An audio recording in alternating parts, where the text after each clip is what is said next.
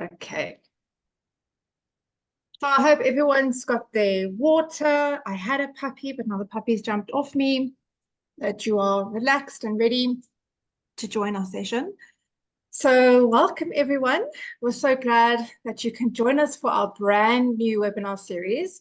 It's called Braving BFRBs, so expert insights on skin picking and hair pulling. So in these sessions, we'll be diving deep into the emotional and psychological sides of skin picking and hair pulling and sharing some practical tools that might help along the way. So our goal is to create a space where we can have open and meaningful conversations guided by experienced therapists to uncover strategies that actually make a difference. And whether you're personally affected by BFRBs or here to support a loved one, we hope that these webinars leave you feeling more informed, understood, and empowered. So to get started, I'm sure our audience would love to get to know a little bit more about the panel. So we're definitely going to have an opportunity to introduce ourselves. So I'm Meryl Da Costa-Rohland. I'm the Community Support and Customer Manager for Skinpick and Trickstop. So I help get the community together, create safe spaces for us to engage and communicate with each other. And if you have any questions about the program or just about skin picking or hair pulling, you can contact us on our support platform and I'll do my best to help you. So that's me. I'm going to be the host for the series. And then we have Dr. Sofia Wenzler and Vedrana Mirkovic. So I'd love for them to get a chance to introduce themselves. All right, I'll start. I'm really happy to be here. Yeah, I'm Sofia Wenzler. I'm a licensed clinical psychologist and also the clinical lead here at this program. I'm originally from Germany. I work with clients from all ages, suffering from all kinds of problems and clinical disorders. I use mostly cognitive behavioral therapy and schema therapy. And I guess my way to Helping Minds, the company that basically brings our two main programs, Skinpick and Trickstop, to our clients. My way there was I was seeking, in addition to my private practice, where I love to work, to do something else as well, where we can, do all kinds of things like those webinars, but also incorporate technology into therapy and kind of just broaden my horizon a little bit through my work here. So I'm really happy to be at Helping Minds and also to be here with you. Thanks so much. Okay, my turn. I'm a clinical psychologist. I come from Serbia. Most people don't know where that is, so I guess you can Google it. I've been working for Skinpick and Trickstop for almost 5 years now, for 4.5 years.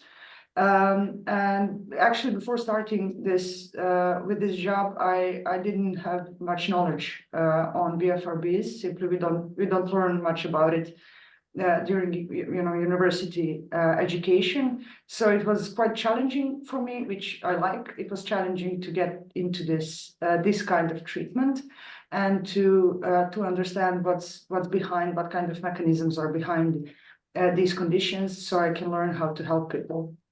So I guess that's my main description as a therapist in this program.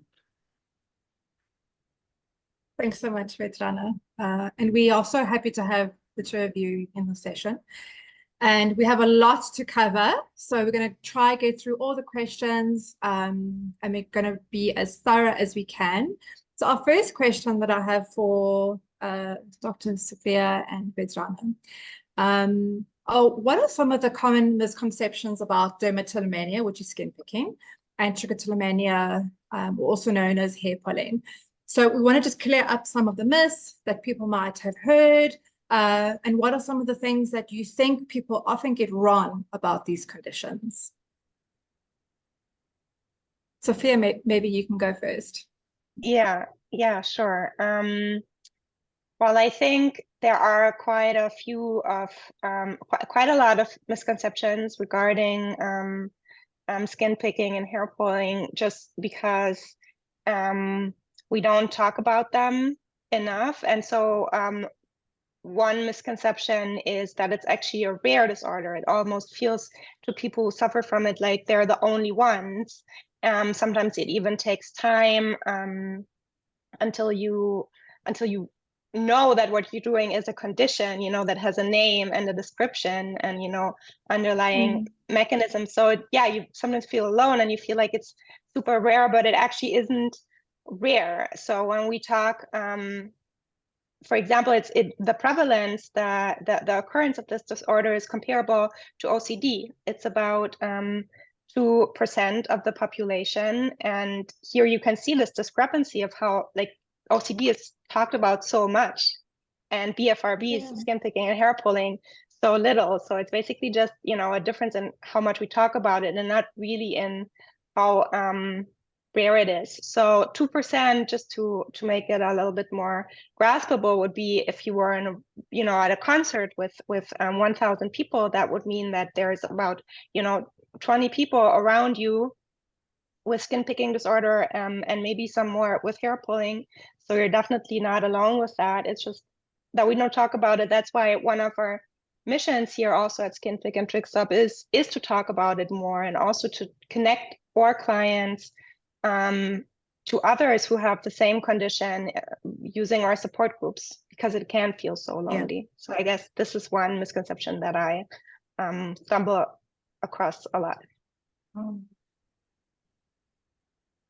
Yeah, the one I stumble across a lot, and I guess for example, for clients who pull their hair, they tend to, in their introduction section, tell about how they never had any kind of traumatic experiences, just like, just to set the baseline, I don't have any trauma, please don't connect my hair pulling to that. So the other misconception that is quite frequent is that hair pulling is necessarily caused by some kind of traumatic experience. We know from research that that kind of connection can exist, and that more people who suffer from hair pulling have experienced traumatic events in their lives. Though we can't say that all people who pull their hair have had some kind of traumatic experience in the past. So I guess that kind of linear conclusion, or trying to draw some kind of linear connection between traumatic experience and hair pulling, that's not something that we can do, as mostly, anything in psychology in general. Though if we look at hair pulling from the perspective of it being a coping mechanism, or a way for us to try and regulate some kind of negative or overwhelming emotions, it kind of makes sense that people who did have some kind of experiences that caused overwhelming or negative emotions tend to go to hair pulling as a way to soothe themselves. So looking from that perspective, what's the function of hair pulling? First, I think it's much more humane and helpful to the clients than just, saying this is because you had some kind of traumatic experience in the past. So on one hand, it's helpful to the clients to understand it in that way. On the other hand, we can much better understand the mechanisms between, hair pulling and our past experiences, or any kind of present experiences that do trigger us to feel overwhelmed or highly negative about something. So I'd say it's much more complex. Everything around these BFRBs in general, but everything around psychology is much more complex than it seems it is when we read it in a newspaper or on some kind of blogs. I think it's really important to keep that in mind. Definitely. Thank you so much. That's an incredibly valid point. Definitely. And Vedrana, just another question to you is, can you share a bit about how these disorders typically start and evolve over time? So we'd love to hear your take on the journey, and then how do these behaviors usually begin, and how might they change as time goes on? Well, being, as Sofia, mentioned, quite rare conditions, we don't have so much research on them as we do on OCD or anxiety in general, etc. So we don't have much empirical evidence on how exactly hair pulling starts or skin picking starts. We do have some data, and that's a quite new research from last year, about the development of hair pulling and skin picking across lifespan. And the research examined people from ages 4 to ages 67 and tried to understand in what ways do skin picking and hair pulling as habits or disorders progress throughout life. And what they found is that both hair pulling and skin picking, they peak around adolescence and early adulthood, which I think if we look at the data on who are our clients, more or less, we can see young adults or people around 30 that are joining our program, because this is when they start understanding this is something that's, a thing, it's a condition that I want to change, this can last my whole life. It's not just something that kids do, because often we also can hear, there is a baby trick and the kid will just grow out of it, and most kids do. But when we start being adults, we start taking more responsibility for the habits we don't want in our lives. So that's one thing. The other thing is that as people age, they turn from more automatic to more focused hair pulling.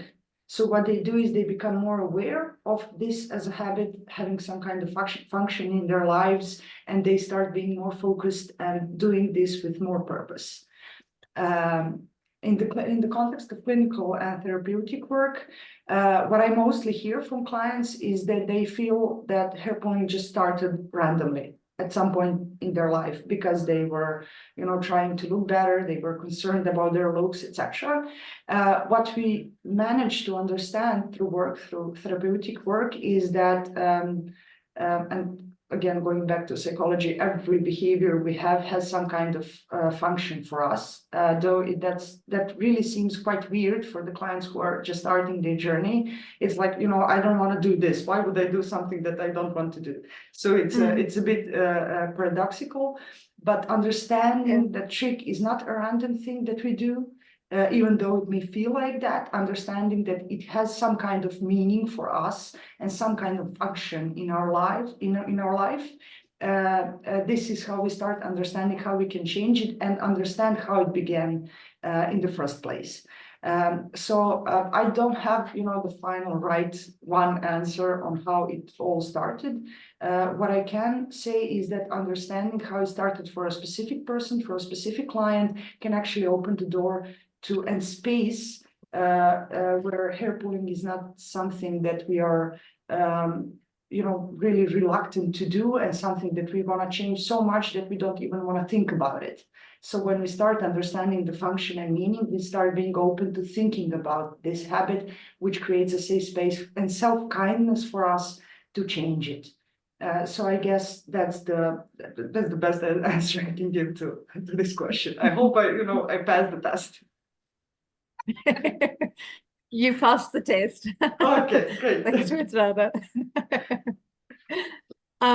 Yeah, fascinating, and obviously just demonstrates how complex it can be, right?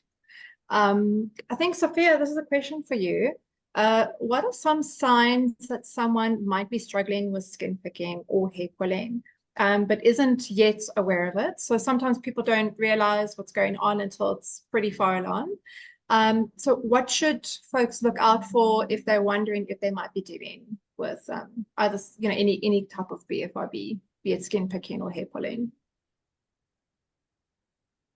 That's a great question. Actually, it really relates also to what Vedrana just said, right?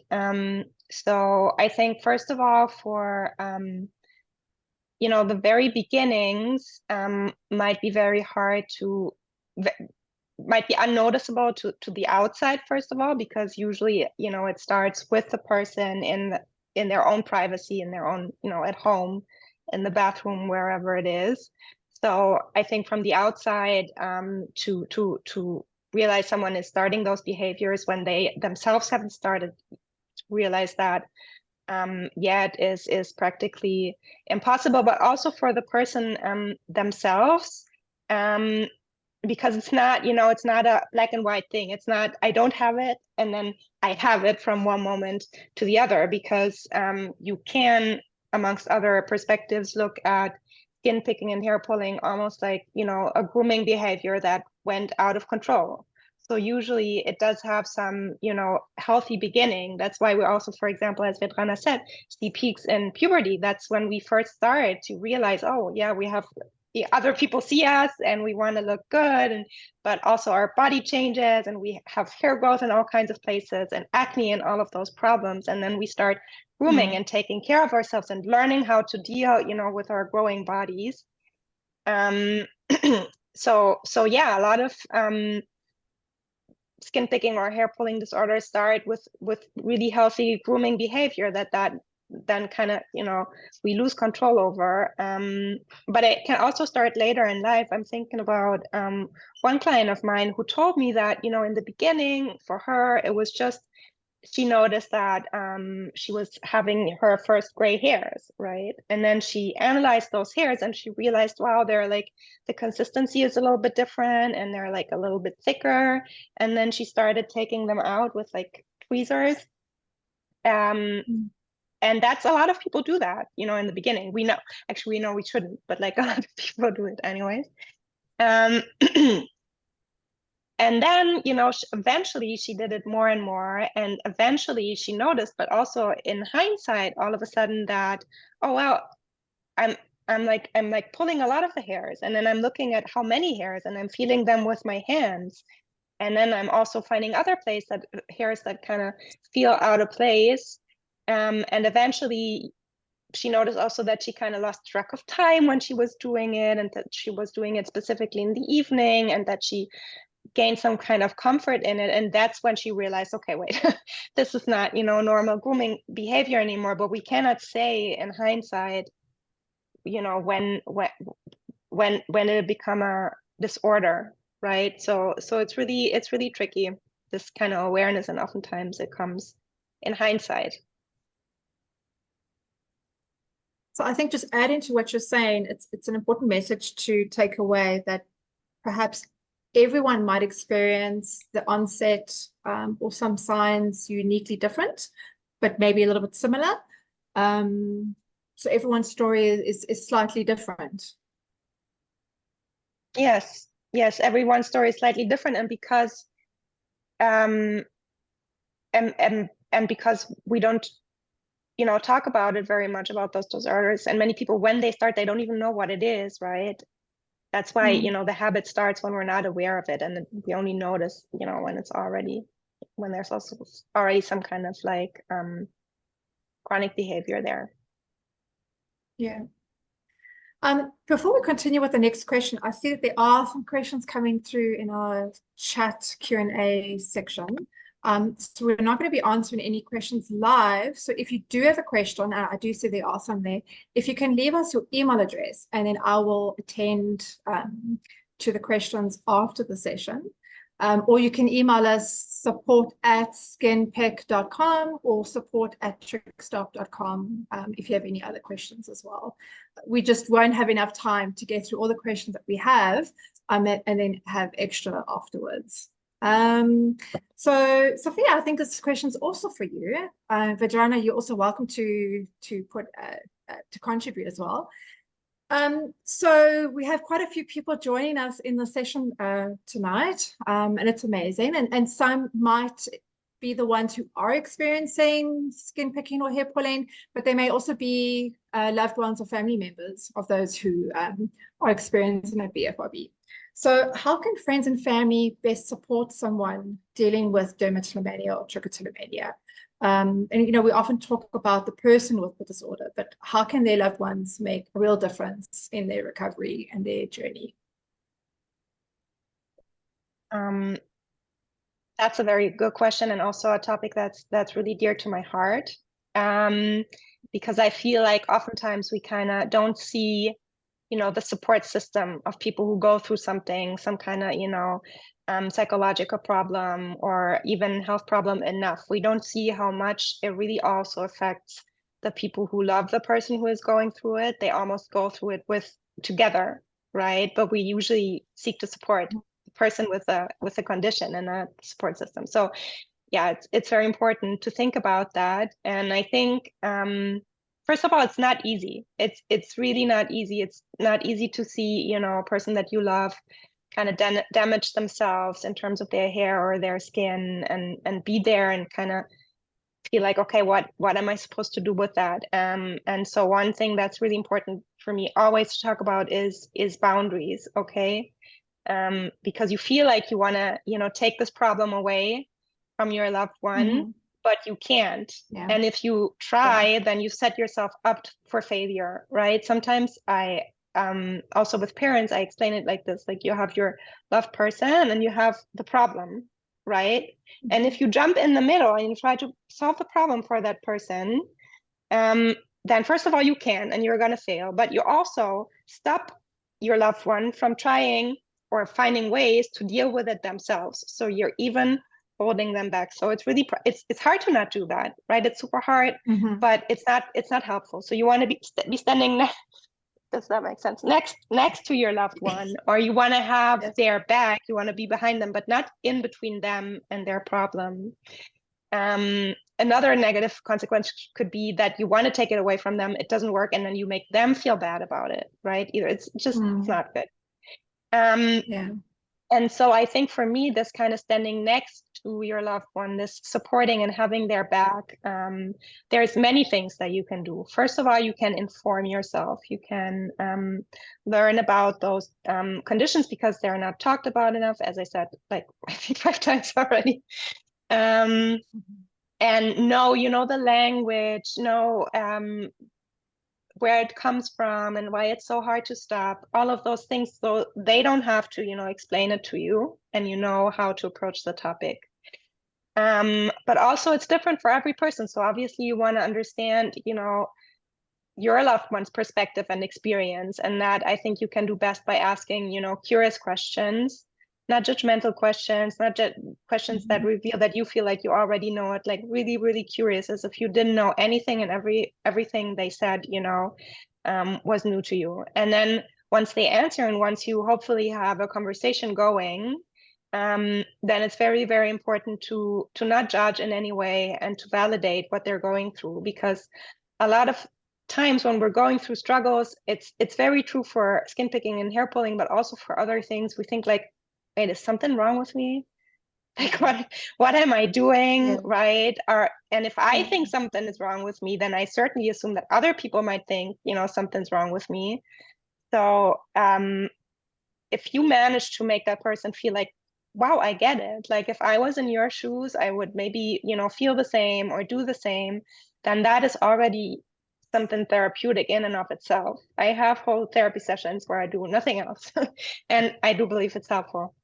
And then, you know, finally, if you do want to, you know, assist them in trying to find, you know, ways to make it better, then ask them, you know, ask them specifically what kind of help they want. Some people might not want to talk about it at all and say like, please just pretend it's not happening, it's not there, please pretend like you don't see, you know, that I picked my skin or whatever. And others might say, well, please tell me when I'm doing it, or please hand me a fidget, or whatever it is. So yeah, just try to be as attuned to that person as possible while maintaining your own boundaries, which is a difficult balance to find, but definitely possible.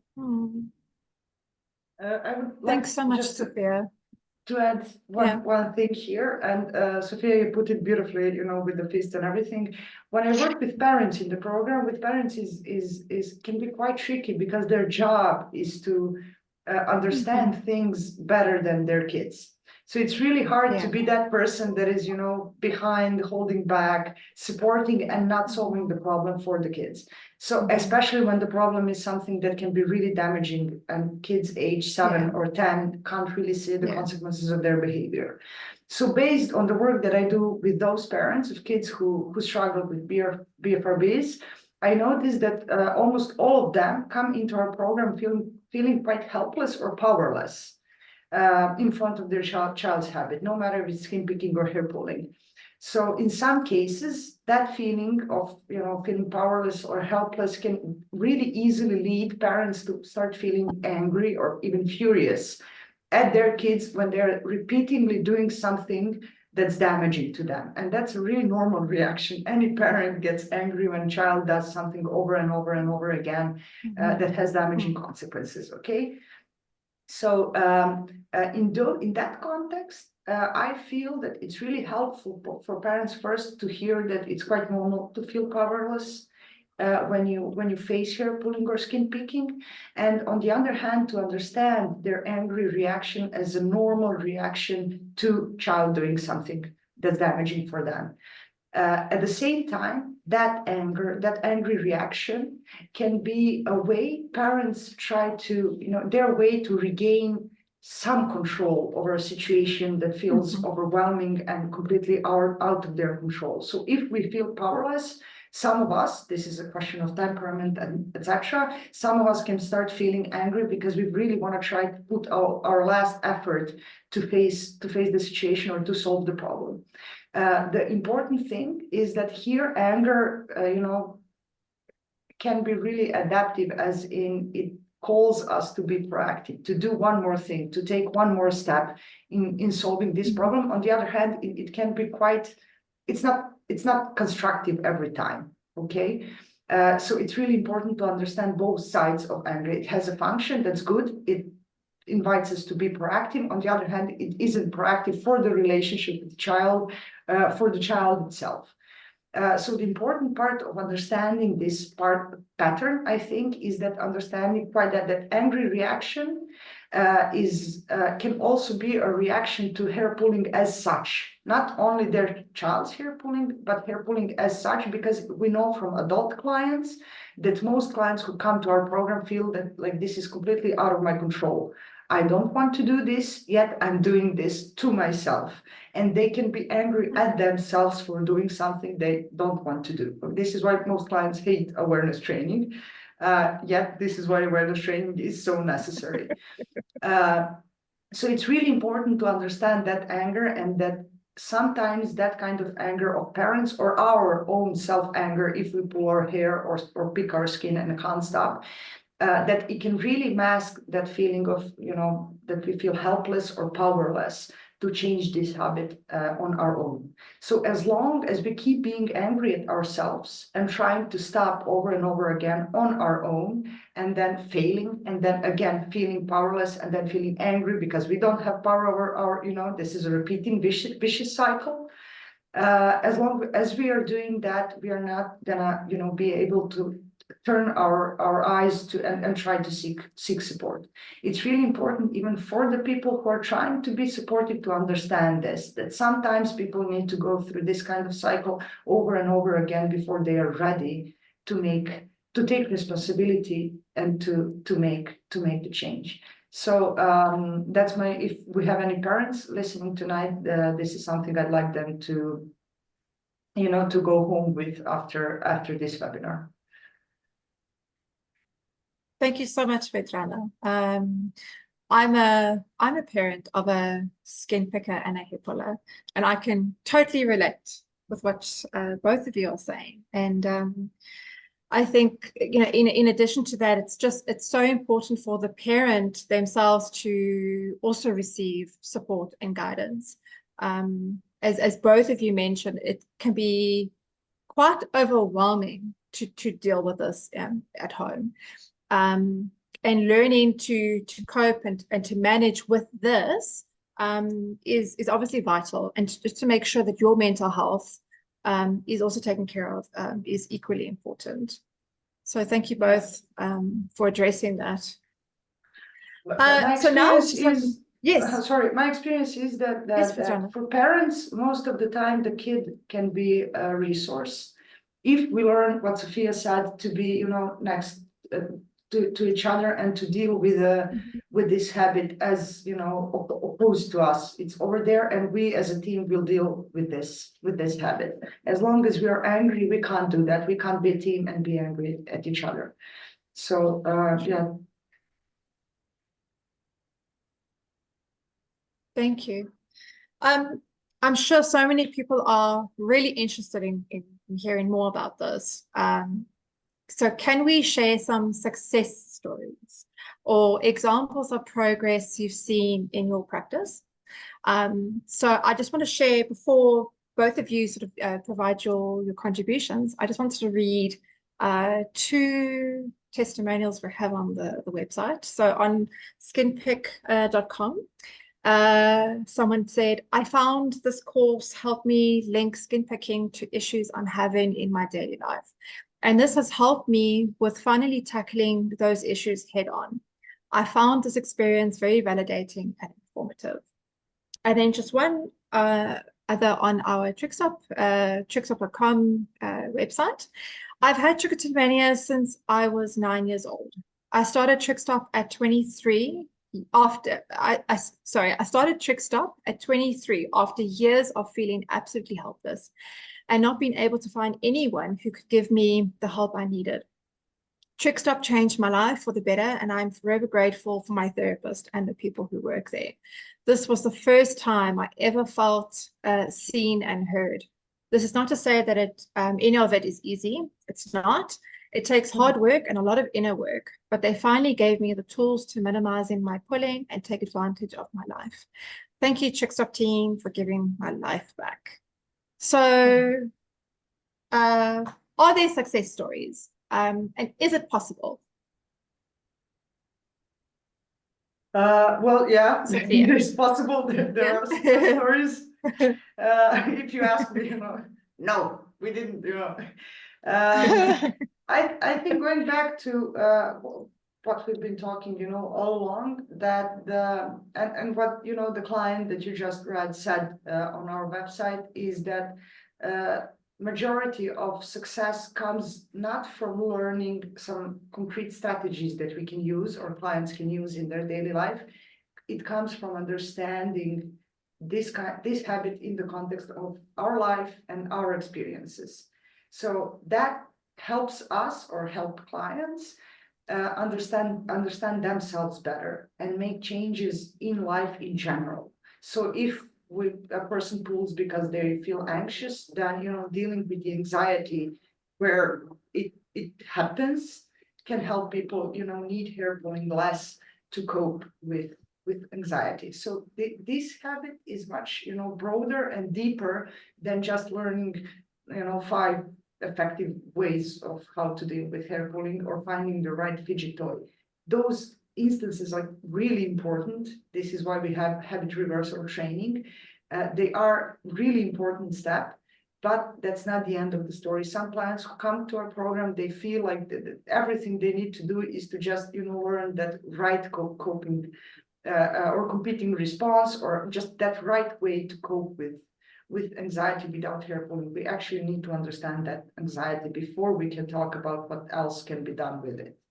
So I would say that success depends on that, on deeper work, and this is why we need psychotherapy. It's not just coaching through this program.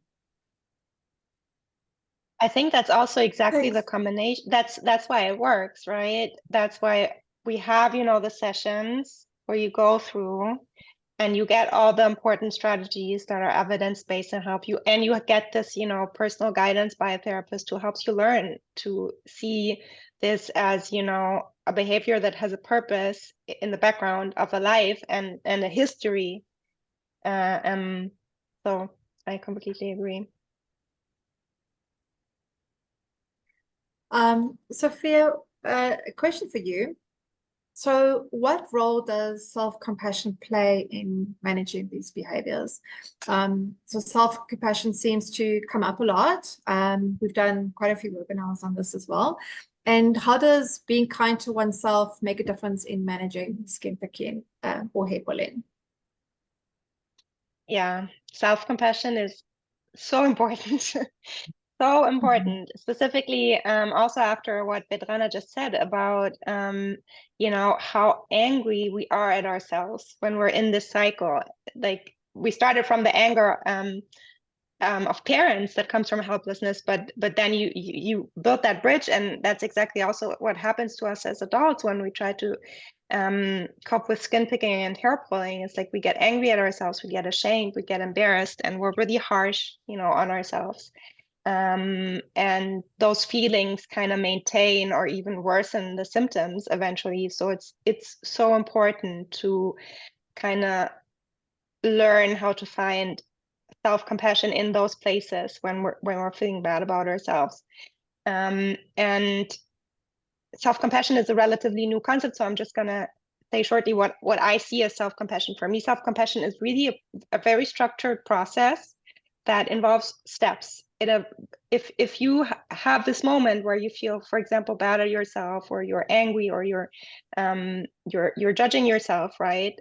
Then those steps would be noticing, okay, well, wait, I'm talking to myself in a really critical voice, and I'm feeling really ashamed or guilty or embarrassed or sad or anxious or whatever it is.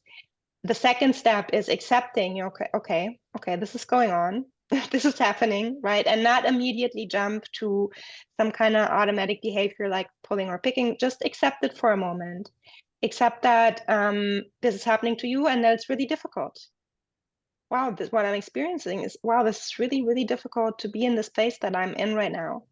And then the third step would be normalizing this experience and remembering, wow, and pain is, it's not only me, I'm not the only one who, is sometimes self-critical or feeling bad. All of us feel that way, right? Sometimes. It's part of the human experience. Pain is part of the human experience. And it shows that I have a heart and that some things are important to me. And then comes this is the foundation. And then comes the last step that we commonly associate with, self-compassion, which would be to find kind of a different way to talk to ourselves. Oftentimes it helps to remind ourselves, what would a good friend tell me now? What would my loving partner or parent say to me now? I sometimes think, like, what will Sofia in 10 years tell me now? If Sofia in 10 years would come to me now as a fairy and would see me with my problems that she already solved, what would she tell me? It even can help if you put, a heart on your chest or on your belly, or you take a deep breath. Sometimes it comes through the body. But this part, the last step, is the most individual one. Like, it's very, very different what you need to hear, and you have to find, this inner voice that we call the healthy adult in chemotherapy, but that goes too far. So that would be the 4 steps of self-compassion. If you manage in a moment where, for example, you picked your skin, although you didn't want to do that, to stay in this moment for a second without kind of immediately wanting it to go, making it go away, or engaging in more picking, or kind of jumping to conclusions. Just stay in this feeling for a moment and try to comfort yourself, right? That can make such a big difference. And I just want to say one more thing, because when I talk about self-compassion quite a lot in the program as well as in my private practice, because I think it's so important. And some clients, specifically the ones that might have grown up with very critical parents or that have really high standards, they say, like Sofia, that's just giving up. Like, of course I can always be good to myself, but where will my drive go? Like, if I don't push myself, if I'm not hard on myself, how am I gonna, advance in life? Like, I need this inner critical voice. And so this comes up quite a lot. And what I then try to bring across is, like, imagine 2 kinds of parents.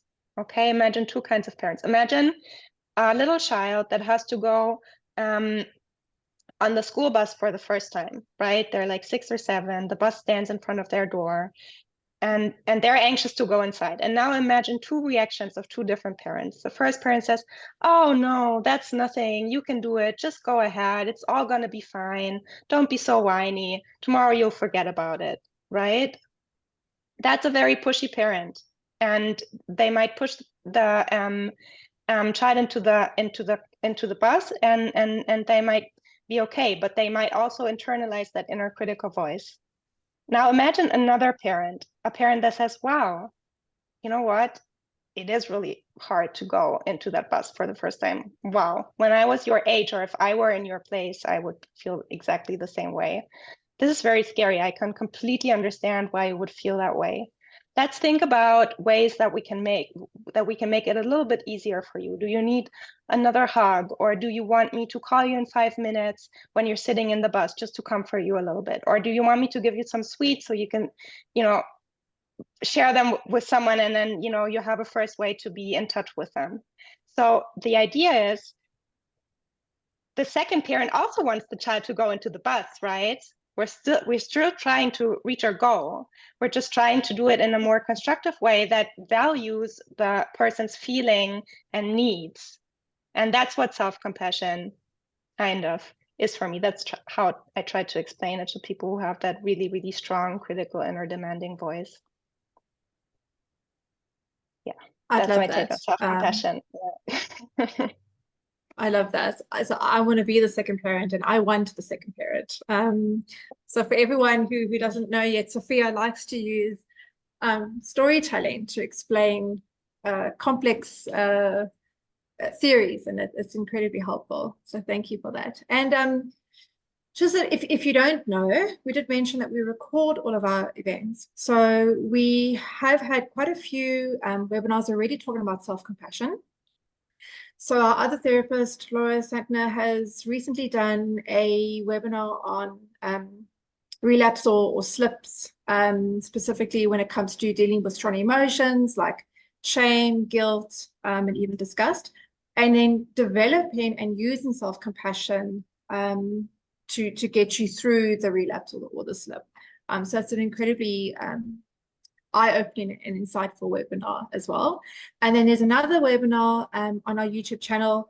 It teaches you how to cultivate self-compassion. So it's another one that you would really like to go have a look and use what you're hearing now into practice. So you can just go to our YouTube channels and all of our webinars will be there.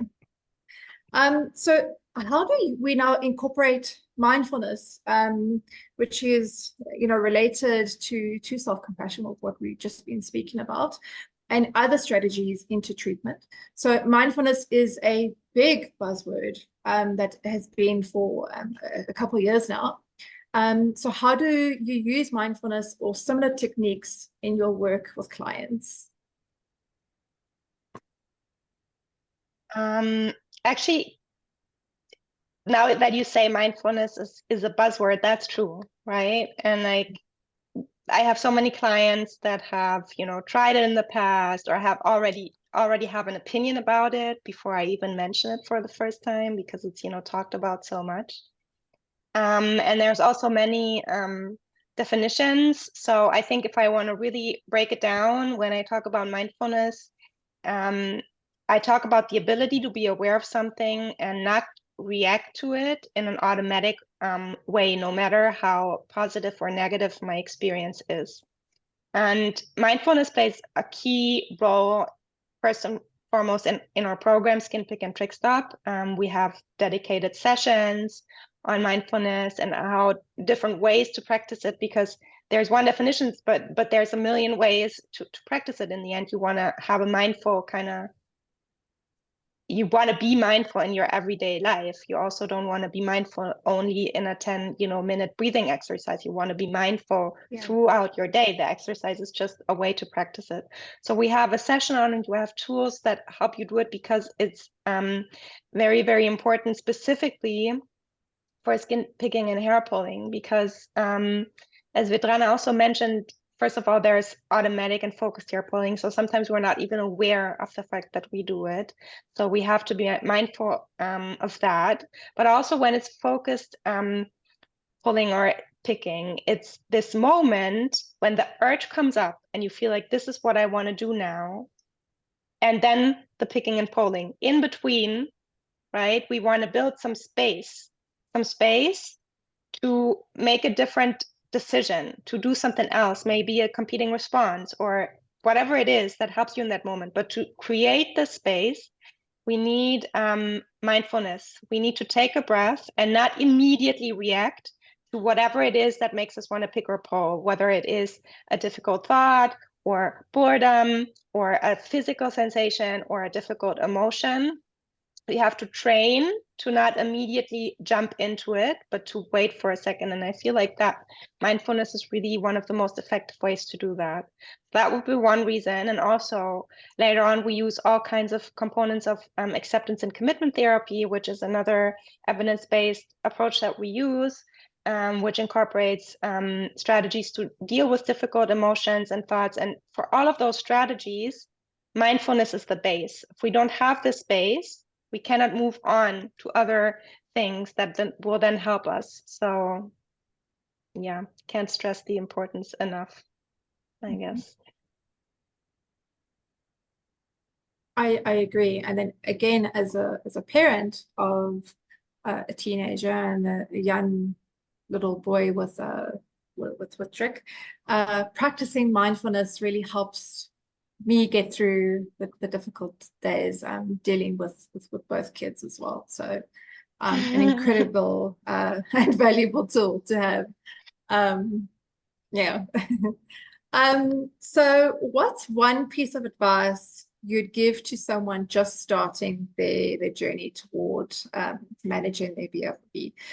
So for those who might just be beginning, what's the one thing you wish they knew from the start?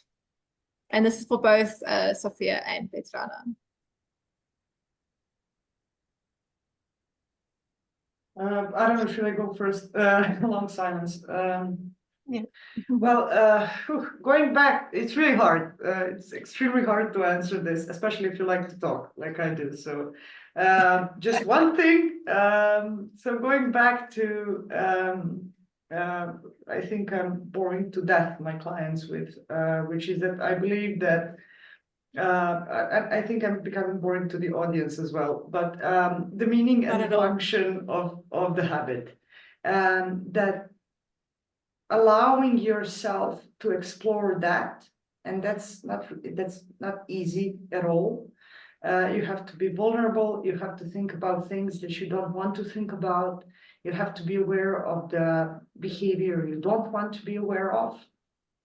So I think that's the key, understanding the function and understanding the meaning this behavior has in someone's life. And everything we do, as I mentioned before, no matter how unhealthy it may seem, in the context of our experiences, of our lives, of our worst alternatives that we had, this, what we are doing now, is the best solution we could, get to based on what kind of opportunities we had in the past.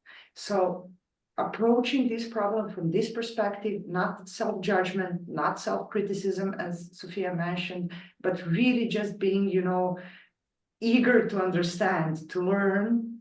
I think that's the best way to start this journey. It's not easy. It's not just, I'm going to decide to be really interested in learning about this habit I don't want to have. It's not easy at all. And this is why we have therapists, to help clients, support clients, feel more at peace that, this is how it is now, and this is where we are, and we don't have to be here, 3 weeks from now, or 8 weeks from now, or 10 weeks from now, if we join and do this journey together. So I guess that's the best, advice I can give. Yeah, that makes a lot of sense. I think one thing that just at the top of my head has been coming up a lot lately, that I felt like I was talking about a lot, is this moment when, for example, a client tells me, so it happens during awareness training. So what we do during awareness training, right, is we ask our clients to log every time they feel the urge to pick or pull, or they actually are doing it, and then connect this to what is going on, what thoughts were going through my head, what emotions were I experiencing, and all of those things. And then sometimes it happens, or actually recently quite frequently, that clients tell me, well, nothing. Like there was nothing, like I wasn't really stressed. There was nothing, horrible going on. I don't have any immediate triggers for that skin picking or hair pulling episode. And what I see oftentimes is that we look only at that very moment, right? And what I then want to encourage my clients to do, or want to give our listeners today as an advice, is to look at the whole day, and to look at the whole day and at their own mental wellness during that day as a bank account, again with the pictures. So a bank account, and think about things that are kind of paying money into your bank account, things that fill you up, things that give you strength. And then think about the things that you do that take money out of the bank account, right? So for example, as parents, when we deal with a tantrum of our child, that's taking money out of the bank account. That takes a lot of resources, right? If we take 5 minutes to have a coffee by ourselves, or to breathe very deeply, to check in with ourselves, then that is paying money into the bank account. And a lot of the times what happens is that clients come home in the evening, that moment when they say, Sofia, there was no trigger, there was nothing going on. There were so many things going on throughout the day, right? That their bank account is so deep in the minus that the moment that they have a moment for themselves in quiet, they need to pull or pick, because they're so in the minus. And this is the only thing that gives them this instant relief and feeling like, oh, taking a breath, that it's like this accumulated thing. So I think my recommendation would be to take this picture of the bank account, and take it with you throughout the day, and stay aware of it, of the bank account, and where you stand, and what your needs are.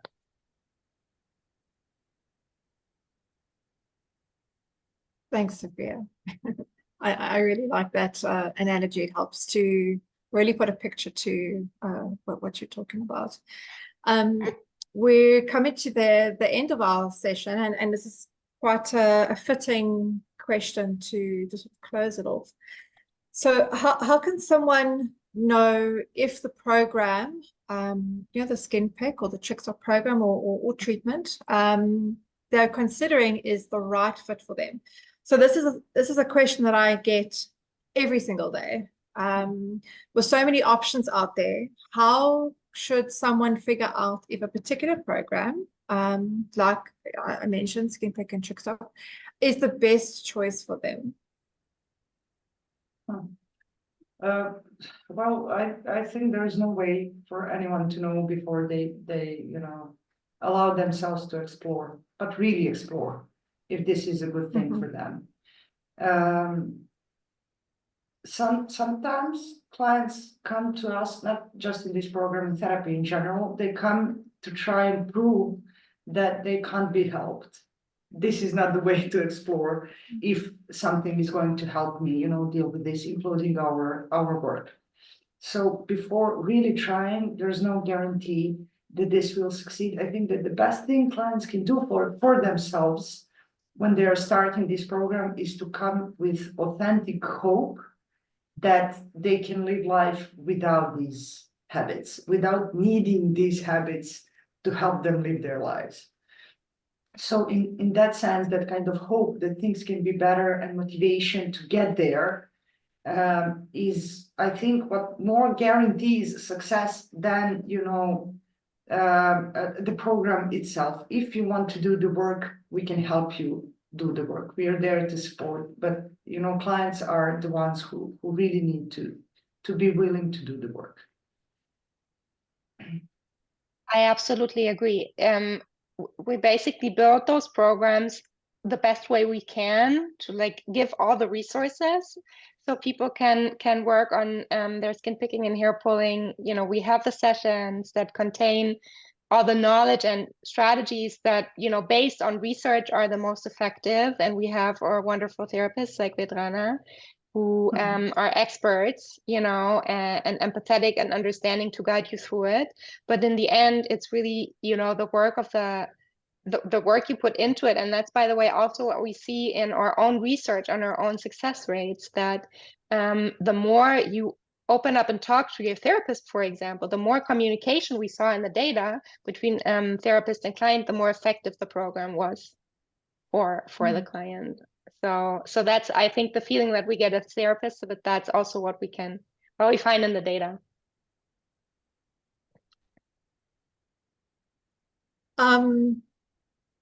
Thank you so much, Dr. Sofia Wenzler and Vedrana. I think this was a successful first session for this series. We covered quite a lot, and we have 4 minutes to spare. So yeah, proud of the team. And for those, I can see there are a couple of questions just saying that they jumped in late. How can they get hold of this?